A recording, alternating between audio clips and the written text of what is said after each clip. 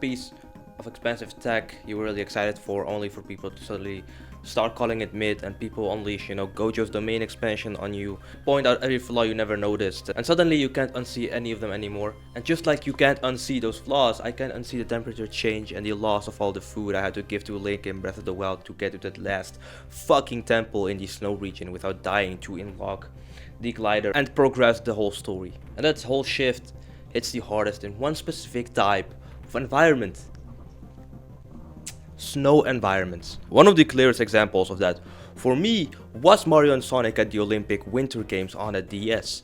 You're running through snowy towns like Frost Town, doing missions, talking to characters, unlocking new areas, and I can still remember that vibe very well.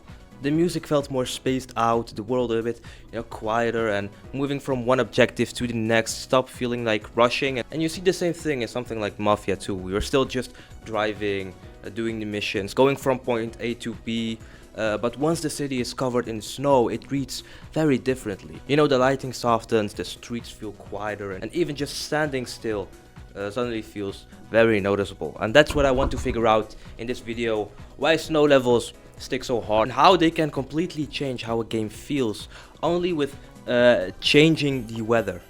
And the thing that makes snow levels so interesting is that they were affecting how games felt long before games had the technology to make snow look convincing, before footprints leaving behind, particle effects, dynamic weather, and before physics engines trying to simulate every slippery little snowflakes. Developers were already making winter feel different with way less. They did not need the realism and graphics at all. They needed suggestion like pale color palettes, more empty space, a quieter backdrop, maybe movement that felt just a little less stable than usual. And suddenly the exact same game starts landing very differently. And that's the part I think people really underestimate. Snow levels were not powerful because they became realistic, but they were powerful before they ever got the chance to, have the most realistic graphics ever. And you can already see that in something as simple as skiing on the Atari 2600, which is made by Activision and came out in December 1980, which technically makes it the first dedicated snow game / level ever. It is barely more than a widescreen, skier skiing around, and obstacles. But even there, the snow does not feel neutral at all, and the space feels much harsher because there is almost nothing in it. I mean, there are no rich details, no fancy effects, and no little visual comforts for your eye to grab onto. Like, there's no eye candy at all. It's just you, the course, and the knowledge that if you mess up, it's going to feel very stupid immediately. And that is what makes it work.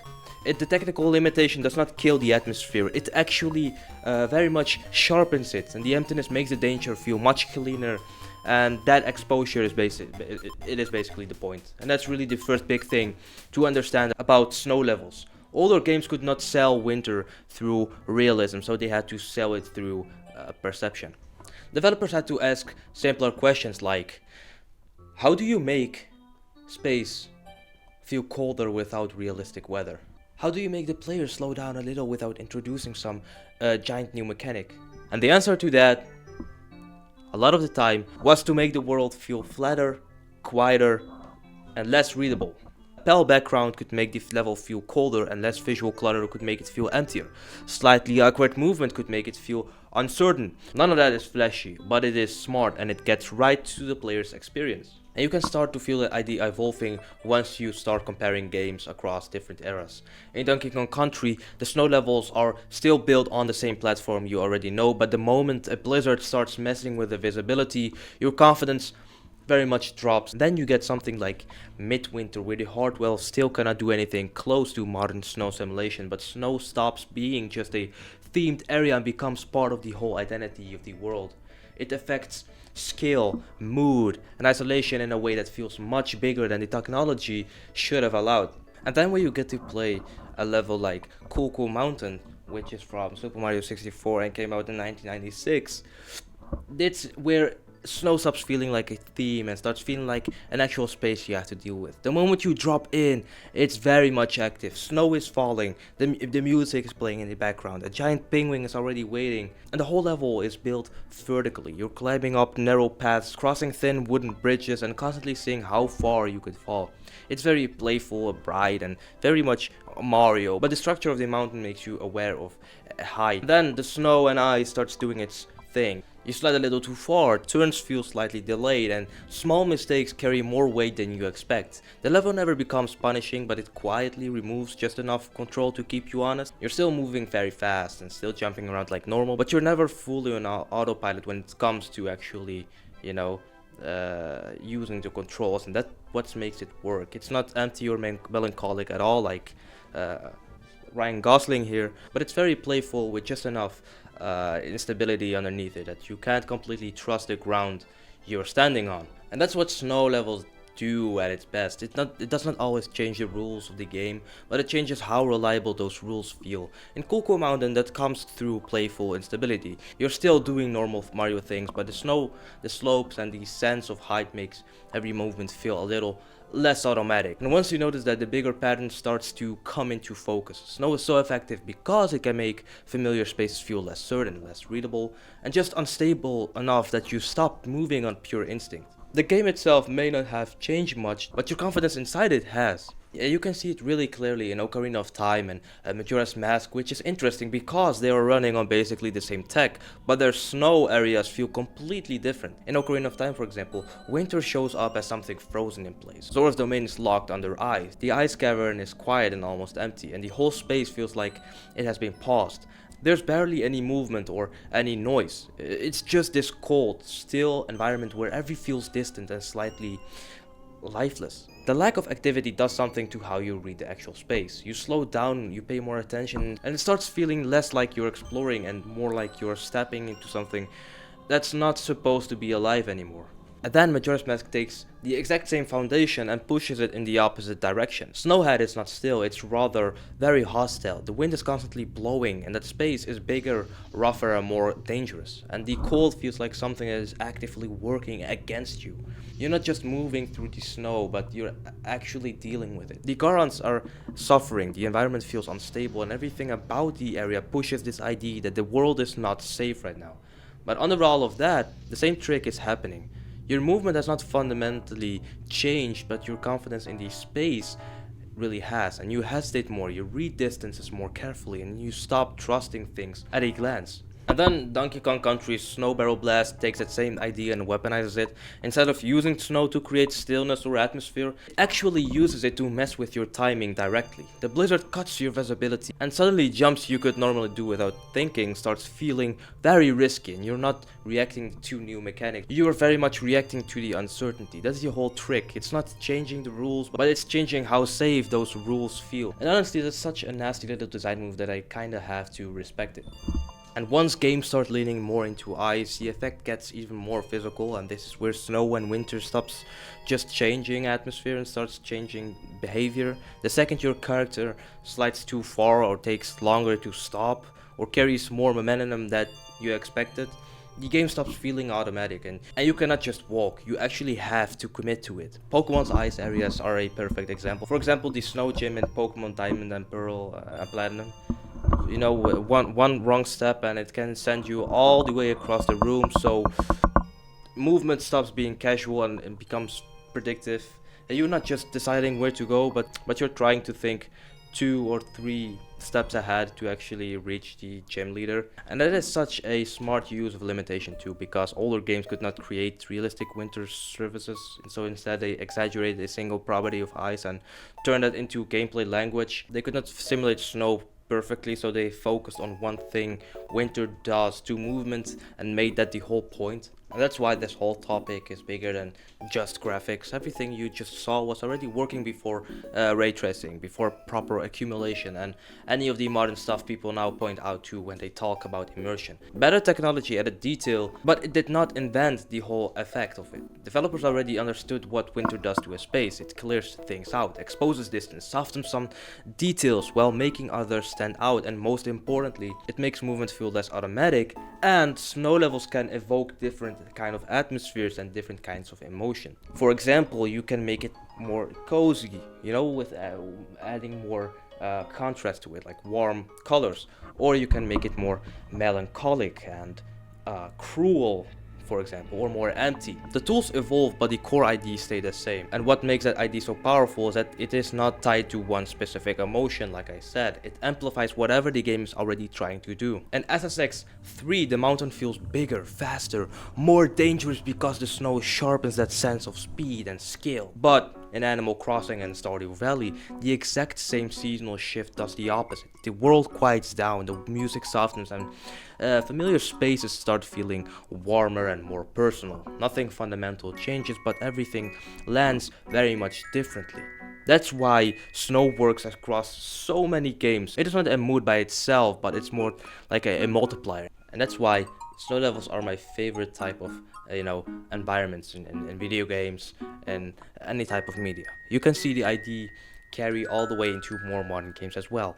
In Mafia 2, you're still doing completely normal open world stuff, but once Empire Base covered in snow and it's a little bit night, the entire city starts reading differently. The roads feel heavier, the air feels quieter, and the lights stand out more. It's not one big feature doing the work, but it is a stack of smaller details that slowly change how the whole place feels to move through. And that's also why something like Spider-Man Miles Morales also works so well, just like Mafia 2 on the other end of the timeline. By that point, the hardware can do all the stuff older games could only hint at. Like snow builds up on rooftops and cars, and lights reflect off wet streets, particle effects that make the air feel very much alive, and winter clothing, visibility lighting, all of it comes together in a much more detailed way. But the reason that version of New York feels so good in the snow is not just because it looks impressive, it is because all the technology is still serving the same core idea.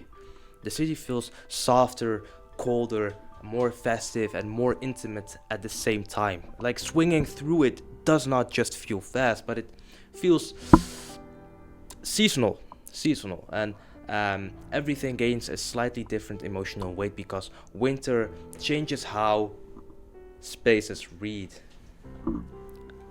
Thank you. And that is really the through line across all of this. From something as simple as skiing on the Atari all the way to a modern open world city, the fidelity changes completely, but the underlying idea does not. The fact that snow changes perception first and everything else comes after that. And some of my strongest gaming memories are tied to exactly that kind of winter pacing.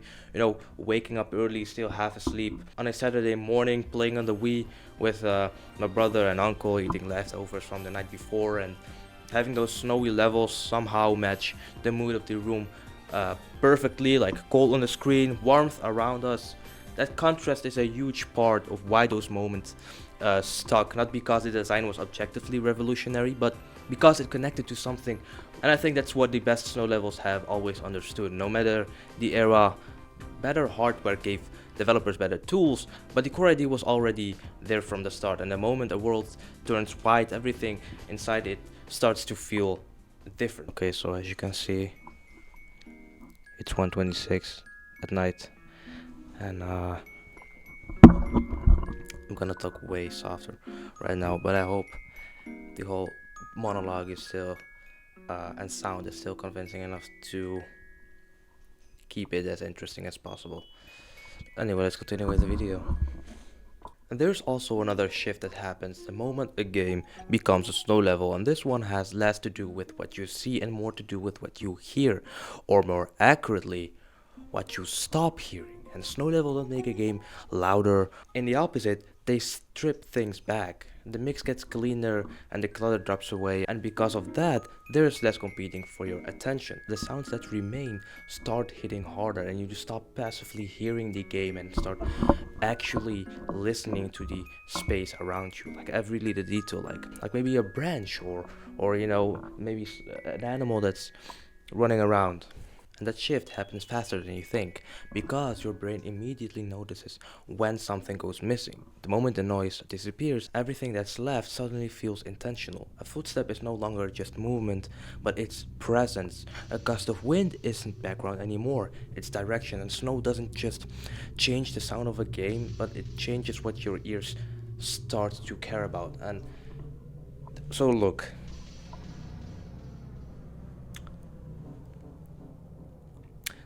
don't you think that everything at night just feels way louder than when it happens during the day? Like, let's say you drop something, like maybe a glass, whatever.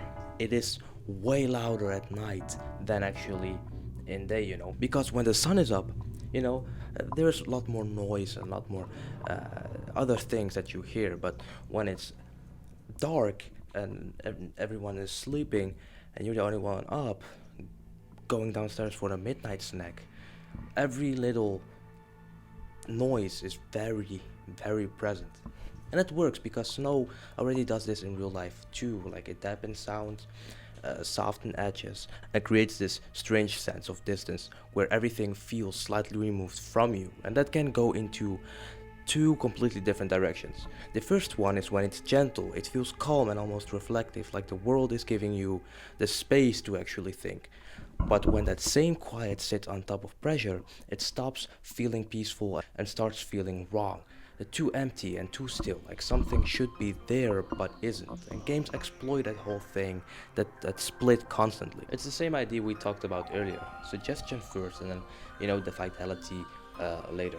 And that's also why snow audio falls apart the moment it tries too hard. The power of it is not in adding more, but it's more like removing enough. And the second everything starts competing again, the whole effect disappears, and what makes it work is selectivity. A single sound matters more when it doesn't have to fight off for attention. That's why in something like the long dark, every sound feels like it has a job.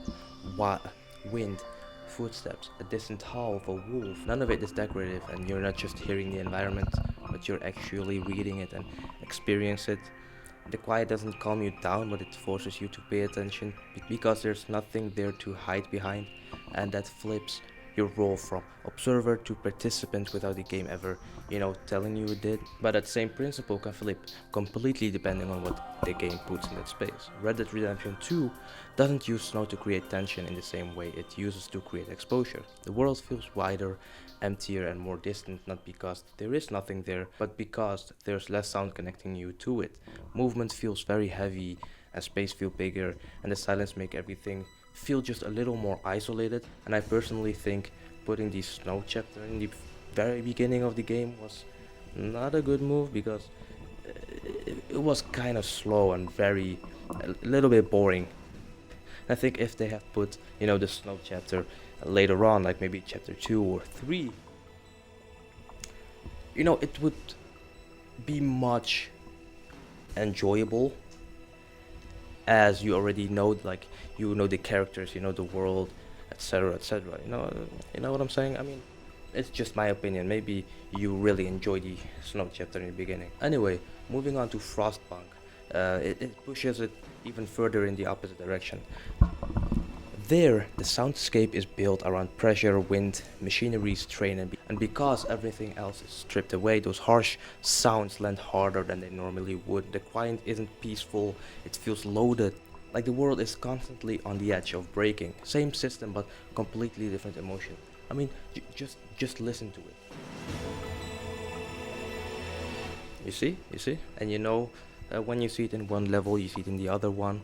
Eventually, you see it in every snow level. That snow doesn't have one sound. It creates a cleaner stage, and whatever the game places on that stage becomes the emotion. Whether it's tension, isolation, calm, pressure, even speed in something like SSX 3, where the lack of noise makes movement cut through harder. It's all the same move, but if you remove enough, and what remains starts carrying the whole weight of it. And that's basically what snow is doing to your ears. It's deciding what matters, and you're not just hearing the environment anymore, but you're actively paying attention on it. Now finally, after being the guy on this side of the bus, I wanna move on and go to my favorite part. I wanna be like that guy, smiling at the sun and looking at the scenery. There's a very specific thing that winter levels do better than almost anything else in games, and it's honestly such a simple trick that it almost feels stupid once you notice it. You spend time outside where everything feels cold, white, and a little harder to read, and then once you step inside and it feels like pulling a 4 pound heavy blanket over you on a cold Monday morning when you really don't want to get up for work. Like Candle Hearth Hall in Windhell. A little warm room in Snowdin, a hut, maybe a tavern, a shop, some hallway with yellow lamps and wooden walls and a fire off to the side where you can hear it crackling. Outside, you were moving through the cold, hard, cruel nature of winter levels. But inside, you slow down, you turn the camera a little, you stand there longer than you need to. Little magic tricks winter levels actually have. It does not just make a place look cold, but it makes shelter matter more. In a normal level, for example, a room is just a room. You walk in, maybe there's an item, maybe an NPC, maybe nothing, and then you just keep going. But in a winter level, that same room suddenly feels like relief, like stepping into Kindlehearth Hall in Windhelm in The Elder Scrolls V. After walking through that freezing gray city where everything feels, dead and exposed, or walking into Papyrus House in Snowdin in Undertale where the music softens and suddenly nothing is trying to kill you anymore, or even something like the Duke's carriage in Resident Evil Village when you find him in the snowy village, just sitting there, warm, safe, completely disconnected from everything outside, like spotting a lit window in the mountains near Coulter in Red Dead Redemption 2, where just seeing light already feels like a little bit of progress. And even something as little as a window starts feeling like a barrier between you and the harsh, cruel cold looking out from inside a cabin in Mystery Lake in the long dark where you can literally see the weather, trying its best to kill you.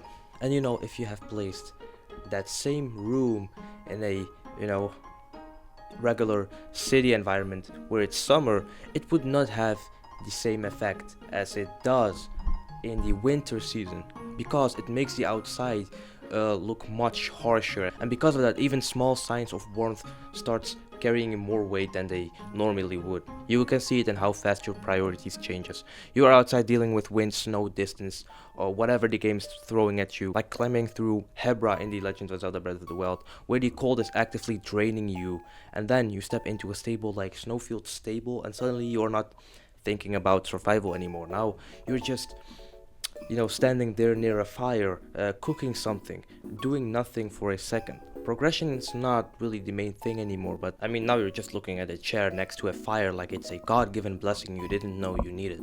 And yeah, maybe that sounds dumb, but it is true. A chair, a mug, a bit of yellow light like the little interiors in Snow Peak Ruins in The Legend of Zelda Twilight Princess where everything feels worn and barely holding together. Really, none of that should hit that hard on its own.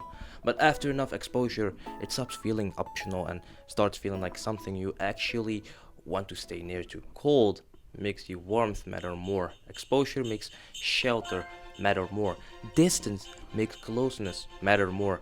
Winter levels are incredibly good at making ordinary human things feel weirdly important. I like my guy Orochimaru said, you start appreciating things when you just lose it, when you just lost it. I think something like that. And the game absolutely knows you are doing this. Matter of fact, it is designed to make you do these type of things. You walk into one of these spaces and your behavior changes immediately, like slowing down, looking around more, staying longer than you need to. Yes, that before leaving, think about how long people just stand around in Snowdin, in Undertale exploring the whole thing, or how you linger inside a random tavern in Skyrim instead of immediately going back out into the storm. Designers talk about this kind of space as a form of passive guidance, where the environment itself, not just players' behavior, without the explicit instructions. You're not told to stay, but everything about the space is built to make staying feel like the correct choice. And a lot of that comes down to contrast and readability. In the color theory, warm tones like orange and yellow naturally pull attention and feel psychologically closer, while cold tones like blue and white feel distant and less inviting. Snow levels exaggerate that difference. Look at how Snowdin pushes you through desaturated blues and whites outside and then immediately switches to warm brown and soft lightning indoors. Skyrim does the same thing with firelight and candlelight cutting through cold gray stone. And that's not just aesthetic, that's visual hierarchy. The warm space becomes the focal point because your brain is wired to read it as safer and more immediate. And it's not only the colors doing the work, the layout reinforces that even further. Interiors are much more smaller, more contained and easier to read. Environmental psychology calls this the prospect refuge effect. Open spaces give you visibility but also a lot of exposure, while enclosed spaces gives you protection and a sense of control. Snow levels lean very hard into that. Outside you have distance, wind, and low visibility and constant uncertainty. But inside, you get tight walls, stable lighting, a clear structure. Back again to Snowden, characters are spaced in a way that invites you to walk between them instead of past them. In Skyrim taverns, everything is arranged around a central fire, pulling you towards it without you thinking about it. Bethesda designers have talked about this kind of environmental storytelling for years, placing objects and light sources intentionally so players gravitate towards points of interest. The game is not just giving you safety, but it's giving you a reason to actually slow down. And then the moment you leave again, all of that disappears. You're back into the wind, like stepping out of a cabin into a blizzard in the long dark. Back into the open, like riding out from Coulter in Red Dead Redemption 2, where everything immediately feels heavier again. Back into that slight discomfort, like leaving a stable in The Legend of Zelda Breath of the Wild, and instantly taking the cold damage again, which is very annoying. And the prices you have to pay for the winter clothes is outrageous. The cold stops feeling like just atmosphere and starts feeling like opposition. And that same thing happens in Uncharted 2 when you're moving through those icy mountain paths and caves with Tenzin. The place is very beautiful, but it's also very unstable, freezing and dangerous, which means every little bit of cooperation and every little pause in that pressure matters more than it would in some neutral biome. Snow keeps doing that, and it turns support into something you actually value. And sometimes it does it through pure hostility. Shadow Moses is great for this because the snow there is not festive or soft at all. It is tactical. It changes how you move, how you hide, and how enemies read the space and how they read you. The footprints in the snow become a problem. The cold air, the visibility in the empty space, all of it turns the environment into part of the encounter. The cliffhanger mission in Modern Warfare 2 does something very similar. Snow is helping you and screwing you over at the same time. Gives the mission its scale, its danger, and that weird mix of stealth and spectacle. And that's why comfort and contrast work so well in winter settings. The exterior does not just sit there, but it sometimes also pressures you. I know this is not something video games related, but I think it's very much worthy to mention it. Sometimes snow pushes that even further by stripping everything else down first. And I had that exact feeling reading, Steel Ball Run during the Sugar Mountain arc. That whole sequence is just pressure, and every decision backfires, and every game turns into a loss that they cannot really slow down without making things worse again. And the snow makes that hit harder because it clears everything out. The space feels flatter, quieter, and more exposed, like there is nowhere for the tension to hide. And then it ends, the noise drops, and it's just, Johnny Joestar and Gyro Zeppeli standing there while the snow keeps falling. And Gyro tries to make it human again, tries to bring in some warmth back into the moment.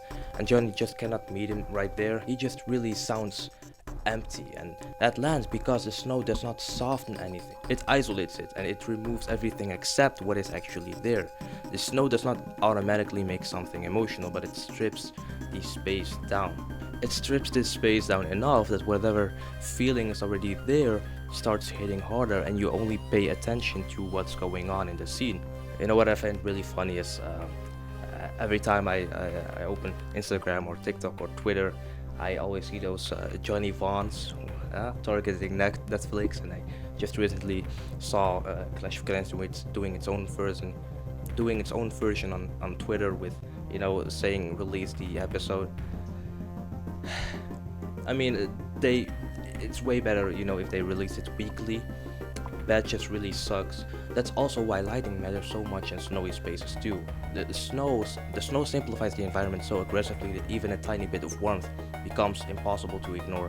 And when everything is white, blue, gray, desaturated, whatever, one warm light cuts straight through it like butter. Whether it is a lamp, a fire, a lit window, your eyes go there immediately, and that's not random, that is also design. And the snow clears everything else back, and now the warm thing does not just look nice, but it feels like the right place to go to. Small details actually do very much of the heavy lifting. If outside is just a flat layer of white, the effect falls apart, but when snow feels physical, when it blows across the screen, gathers in corners, changes how the world sounds, remember where you walked, the cold stops being visual and starts feeling real. Skyrim does this with constant drifting snow and low visibility that makes the air itself feel hostile. Animal Crossing goes the opposite direction, softer but just as effective, with snow settling on edges, muffled sound, and a quieter atmosphere.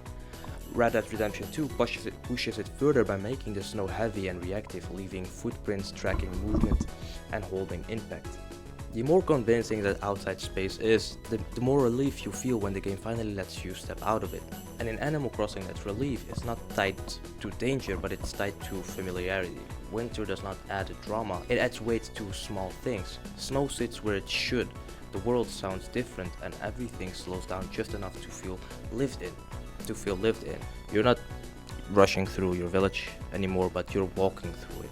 And that's the difference between a location and a place you actually want to stay in.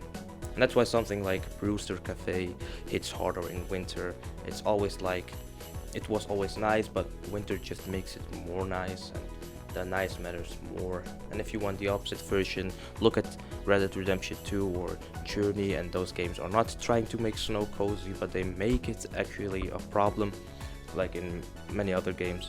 It slows you down, interferes with movement, reduces visibility, changes how the world reads. But that is exactly why the comfort also works, because the more the outside pushes you back, the more any break from it matters. Stronger exterior is stronger contrast, and snow does not need to be magical, but it just needs to feel like something you're dealing with. In another setting, a cafe or a warm room is background, but in the snow levels it becomes the whole center, and that's what people remember, not just the snow, but what the snow did to everything around it. A bonfire, a town theme, a little hallway, a cabin, or just standing inside for 10 seconds longer than necessary. And I think that's why something like Mario Sonic at the Olympic Winter Games on the DS stayed with me for so long. Back then it just felt fun. I remember mashing the L and R buttons so hard during those ice skating events that I practically ruined them. Replaying the same sections over and over again. Running through the story mode like it was the greatest thing ever. It is actually a very great story mode. In the moment it felt fast, energetic, and almost chaotic, but looking back, that's not really what stayed with me. What stayed with me was how clean everything felt. You know, the sound, the space, the way nothing really got in the way of what I was doing. There was no overload or unnecessary noise dragging my attention in 10 different directions. It was just me, the movement, and the moment. I mean, they do not have to completely reinvent the mechanics to change the experience. In fact, they strip things back, they lower the noise, they make space, and once that space is there, you know, whatever the game is really trying to make you feel becomes harder to ignore. I mean, you know, if it wants to make you feel fair, it feels more exposed. Loneliness feels bigger, comfort feels warmer, and melancholy lingers longer. Even something playful can suddenly feel a little, you know, more winter wonderland, magical Harry Potter kind of vibes. And you know, to give you a short summary of this whole video is that snow works in so many different ways. In one game it makes the world feel harsher, and in another it makes it quieter. Something else, in another it makes it feel more intimate or more reflective or more alive. The emotion changes, but the effect is strangely consistent. Snow clears away enough of the excess that the heart of a place finally has the room to breathe. And once a game gives you that feeling, even for a few minutes, it tends to stay with you way longer than you expect. If there's a winter area in a game that made you feel exactly like any of this, tell me what it is down below in the comments. I generally want to know which snowy places your brain still refuses to uninstall years later. And if you're into these slower, more And if you're into these slower, more atmospheric deep dives where I spend way too much time over analyzing why a lamp in a blizzard can emotionally ruin a person, uh, you know, dropping a like, comment, or subscribe really helps. And take care. And I will hopefully see you in the next one. Bye bye.